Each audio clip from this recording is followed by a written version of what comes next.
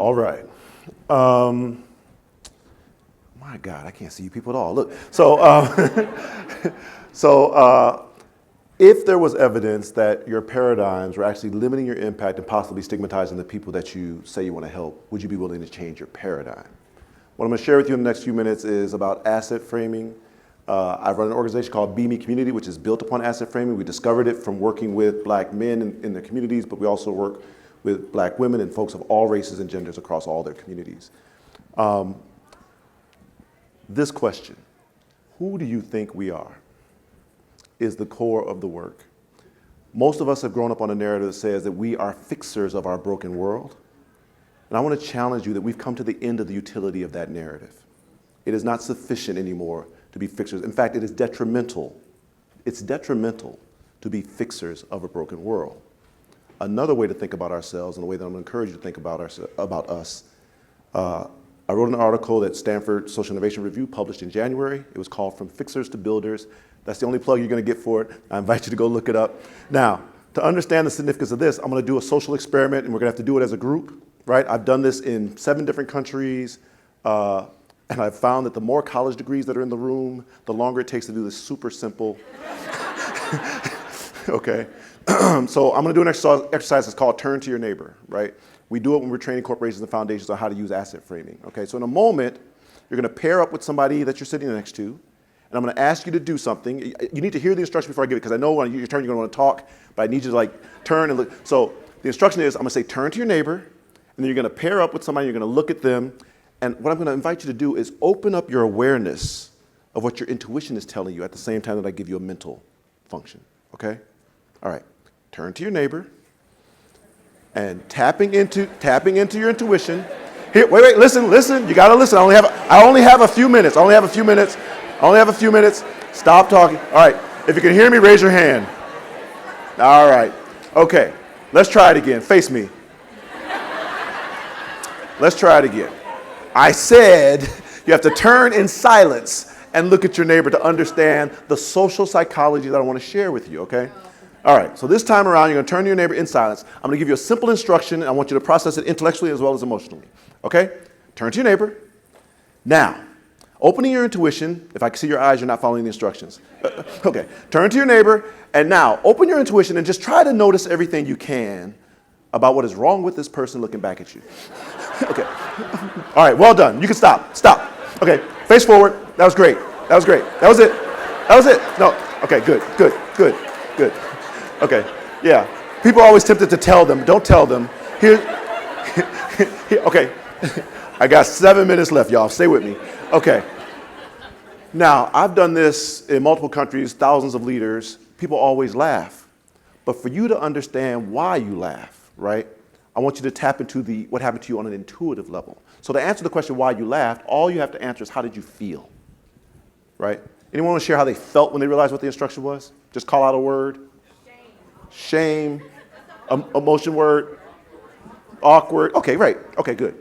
Okay, so I just did a social experiment with you to help you understand the relationship between your cognitive mind and your intuition, right? Your gut, right? When people say you get a gut feeling, it's because your cognitive mind and your nervous system are connected. But here's the thing: it happened instantaneously. When you're asked to look at somebody and figure out what is wrong with them, you go, I don't want to. It feels uncomfortable, it feels awkward, right? When you think about what our work and social impact requires us to do, what is the first thing that we do except try to figure out what is wrong with people? Like, we start the whole conversation with a problem statement. What is your greatest need, your weakest moment, your most limiting potential, the darkest thing in your past? Like, we start our engagement with people based on what is wrong with them, even though on a gut level you know that it's wrong. Like, on a gut level you know it's wrong. Well, the first thing you do is try to figure out what's wrong with somebody, right? Now, let's be clear. We can't avoid problems. We're not talking about avoiding problems. What we are talking about is recognizing that when you define someone by their problem, that's actually the definition of stigmatizing them. To define people by their problems is the definition of stigmatizing them. And it turns out that on a social psychological level, there are certain things that happen when people are stigmatized. Number one, in times like when you threat trigger people, right? When you use essentially fear prompts to engage people. We have to do this or else the horrible thing, right? When you associate stigma into the conversation, several things happen. Number one, using fear triggers actually reduces your ability to empathize, right? You can care, but empathy, it's hard to feel the sameness. It raises anxiety because you're preparing your fight, freeze, flight. This happens on a gut level. It restricts your imagination. And the only way I can like say this quickly to help people understand when we say it restricts imagination is no one daydreams while their house is on fire, right? There's a type of mental process you can't access under threat, right? You can be creative about putting out the fire, but you won't be creative about what happens outside of the fire, right? It cognitively dehumanizes, meaning when people say that they had to humanize an issue, it's because you deficit frame on the front end. When you define people by their challenges, your brain doesn't record them as familiar as one of us, it records them as threat or potential threat. So it doesn't code them as human. And so whenever you hear someone say they need to humanize an issue, I know that they stigmatize people on the front end, right? Okay, so reduces empathy, raises anxiety, restricts imagination, cognitively dehumanizes, and prones us to cognitive illusions, right? Makes things seem real that are actually unreal. So you saw, when Jamal had the brother stand up, black men in America grow up under this narrative that we are absent, problem, or threat, when it turns out we are none of the above, right? Well, that's not true. Let's say we're not only the above, okay? Some brothers are absent, some brothers are problems, some brothers are threat. But many, many more of us are just aspiring, contributing beings just like everyone else, all right? So I teach asset framing. I teach it to corporations, I teach it to foundations. It is literally applying social psychology to social impact because we act as if people make rational choices. Turns out that we're not entirely rational decision makers, right? My friend Jim Shelton, who is here, has this quote about asset framing, which I love. He says that when you discover how to use asset framing, it's like realizing you've been trying to walk up the down escalator, right? Asset framing in the social impact space has been recognized as a major social innovation by these groups that recognize major social innovations, right? We train the heads of corporations and foundations, their C-suites, their boards, their leadership teams in multiple countries. And we train primarily in the United States, but we've also been asked to train large NGO leaders and government leaders in these other democracies and republics. The question is why? The reason is, once you understand how social psychology works, you'll understand that fearing people into a higher consciousness is not a real thing. Fearing people into greater love is not a real thing. Fearing people into greater impact is not even a real thing. This idea that you have to use threat triggers to raise money, well, Tanya Allen, who runs the McKnight Foundation in Minnesota, used an asset frame campaign to raise $1 billion now and a $5.4 billion goal for racial equity at the same time that folks were withdrawing from racial equity as a thing. So right now, today, 2023, 2024, 2025, billions, not millions, in one region for racial equity using asset frame campaigns. Desmond Meade in my home state of Florida, which is not known for its liberalism, was able to get 5 million Democrats, Republicans, and independents to vote to change the Florida Constitution to allow folks who have been incarcerated to be able to vote again. Okay? Yeah. But change the Constitution, not a single law, right? Tanya's raising billions, not millions. Desmond's changing the Constitution, not just a single law. There is a better paradigm than what we've been using. Desmond's wife, Sheena Meade, runs the Clean Slate Initiative, right?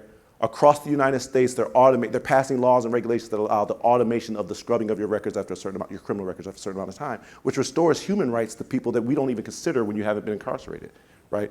Your right to greater job opportunities, your right to participate in your school's PTA, like all kinds of things that you wouldn't consider.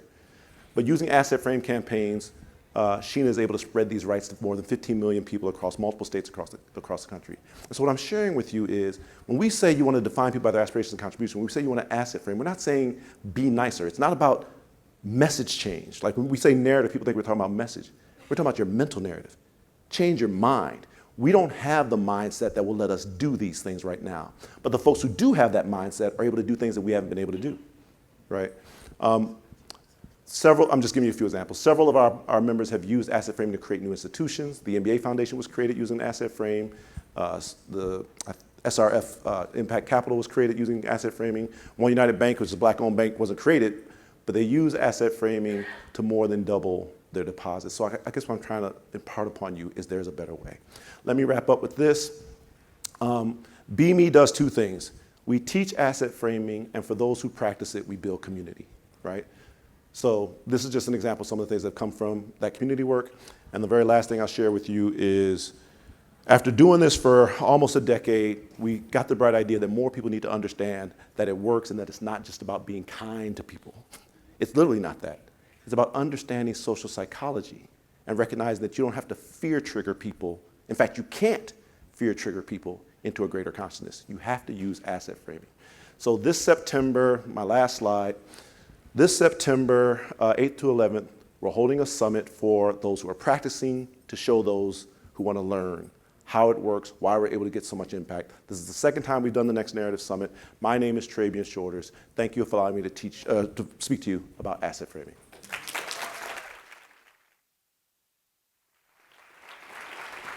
Thank you, brother.